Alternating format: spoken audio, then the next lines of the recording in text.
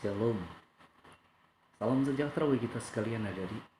Semoga kita semua dalam keadaan sehat, kuat, dan diberkati Tuhan. Nah, sekarang ini kita kembali akan melanjutkan pembahasan materi tentang mengenal gerejaku. Nah, karena itu sebelum kita memulaikan pembelajaran pada saat ini, mari kita kembali angkat satu pujian, Ku Menyembahmu.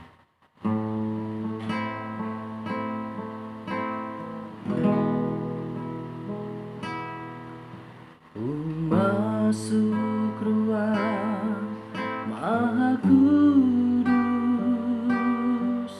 dengan darah anak domba.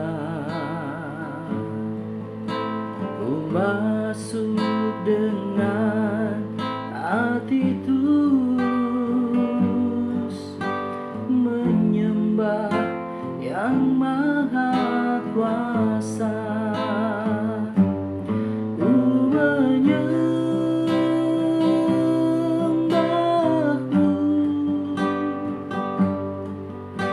ku sembahmu,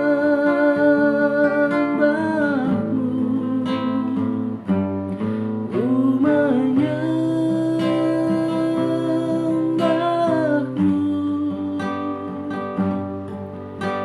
ku sembahmu,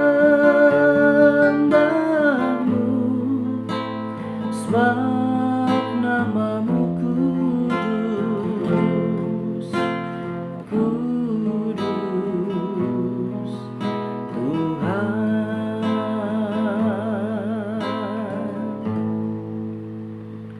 Mari kita berdoa.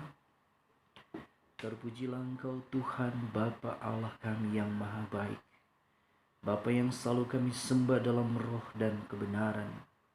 Kami menyembah Engkau Tuhan. Engkau sungguh luar biasa, memberkati kehidupan kami. Terima kasih untuk kekuatan, kemampuan, untuk kami boleh melanjutkan aktivitas kami. Kini Bapa, kami kembali akan belajar bersama tentang materi mengenal gerejaku, yang secara khusus di dalamnya kami akan membicarakan materi tentang gereja-gereja yang ada di Indonesia. Maka kami mohon tuntunan Tuhan. Kami mohon berkat-Mu terjadi atas kami, hikmat kebijaksanaan dikaruniakan kepada kami, sehingga benar-benar segala sesuatu yang dijelaskan, dipaparkan, diuraikan kepada kami, sekalipun hanya lewat video seperti ini, kami pun bisa memahami sebagai peserta didik.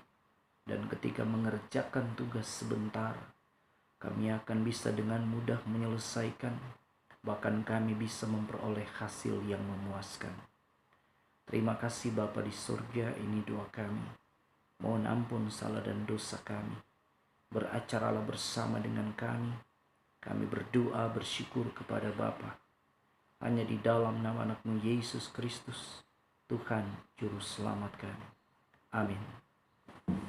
Nah adik-adik, baiklah, kita akan melanjutkan kembali pembahasan materi mengenal gerejaku, tetapi kita secara khusus akan berbicara soal gereja-gereja yang ada di Indonesia.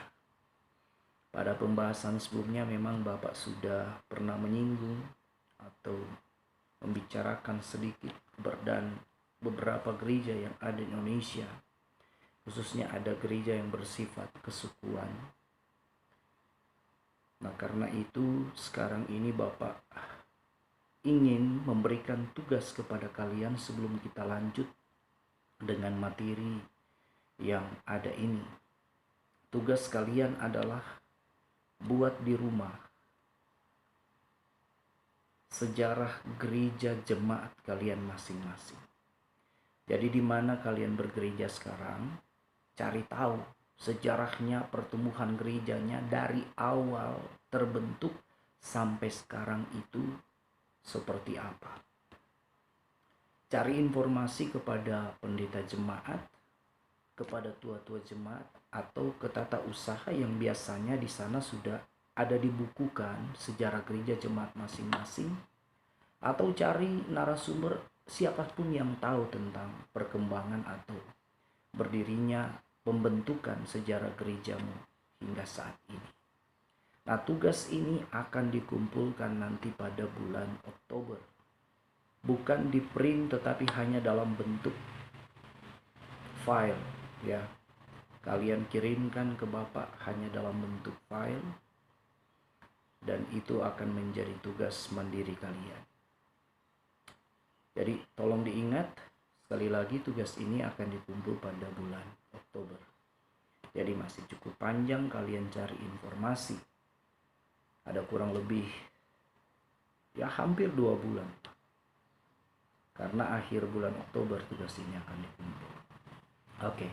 Nah, adik-adik, kekristenan itu datang ke Indonesia sebenarnya pada waktu yang cukup awal. Beberapa peninggalan sejarah menunjukkan bahwa di Barus itu di Sumatera Utara pernah hadir kekristenan yang berasal dari Suriah. Itu kira-kira terjadi pada abad ke-6 atau pada tahun 645 Masehi. Ya. Ini dibawa oleh orang-orang Nestorian. Nah, sekarang pertanyaan, apa sih Kristen Nestorian itu? Kristen Nestorian adalah Kristen Ortodoks. Kalau kita berbicara soal Kristen Ortodoks, itu berbicara soal Gereja Katolik Timur yang pada waktu itu berkembang di Timur Tengah. Liturgi dan bahasa yang dipakai pada waktu itu adalah bahasa Arab.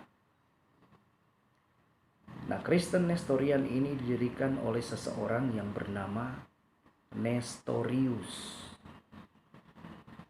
Kemudian ajaran Nestorius ini dilanjutkan oleh Eutyches pada tahun 380 sampai 456.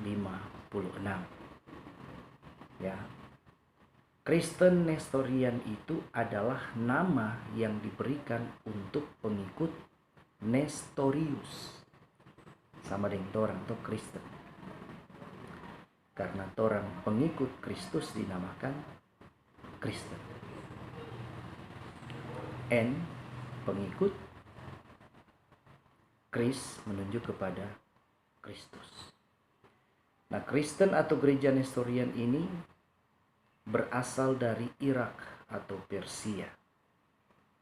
Mereka tidak terlalu menghiraukan tentang doktrin yang ada, tetapi giat mengekspresikan diri ke sebelah timur maupun selatan. Jadi itu sekedar informasi soal Nestorian. Bentuk kekristenan Nestorian ini juga sebenarnya pernah hadir di Tiongkok dan meninggalkan sebuah prasasti besar di Sinan. Namun demikian, sama seperti kekristenan Nestorian di Tiongkok yang punah, kekristenan Nestorian di Barus pun itu hilang begitu saja. Nah, pertanyaan, kenapa sampai kekristenan Nestorian yang sebenarnya sudah ada di Barus pada kurang lebih abad ke-6 Masehi itu bisa hilang? Nah, rupa-rupanya orang-orang Kristen Nestorian ini mereka itu terasing dari masyarakat sekitarnya atau masyarakat yang ada di Sumatera Utara. Mengapa? Karena mereka hidup dengan tata cara orang-orang Suriah. Ya. Mereka menggunakan bahasa Suriah yang tidak dipahami oleh masyarakat sekitar. Nah, karena itu kekristenan Nestorian ini tidak bertumbuh. Kenapa? Karena Injil itu tidak dipahami sesuai dengan bahasa daerah di mana mereka menginjili. Jadi sulit. Sehingga pada akhirnya punah. Nah, kekristenan berikutnya datang pada abad 16. bersama dengan orang-orang Portugis dan Belanda yang mencari rempah-rempah di Kepulauan Nusantara. Maka terbentuklah kelompok-kelompok Katolik Roma dan Protestan sesuai dengan agama orang-orang Portugis dan orang Belanda di berbagai wilayah di Maluku dan belakangan di Nusa Tenggara Timur. Persaingan kaum kolonialis atau kaum penjajah Portugis dengan Belanda kemudian juga melahirkan persaingan antara gereja Katolik Roma dan gereja-gereja Protestan. Misalnya ketika orang-orang Portugis dikalahkan Belanda di Maluku, mereka melarikan diri ke Timor Timur, sekarang menjadi Timor Leste.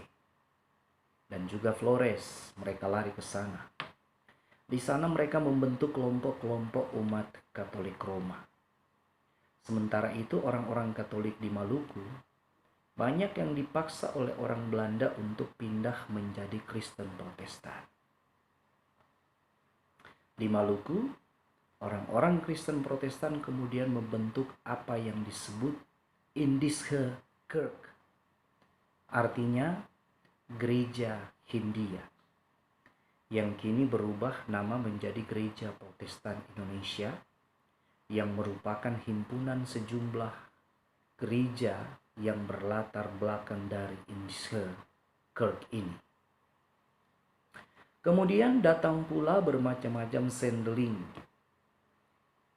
atau misionaris atau pengabar Injil yang bekerja di berbagai wilayah di Indonesia. Ada yang berasal dari Hervormd Zendingsbond atau yang disingkat GZB.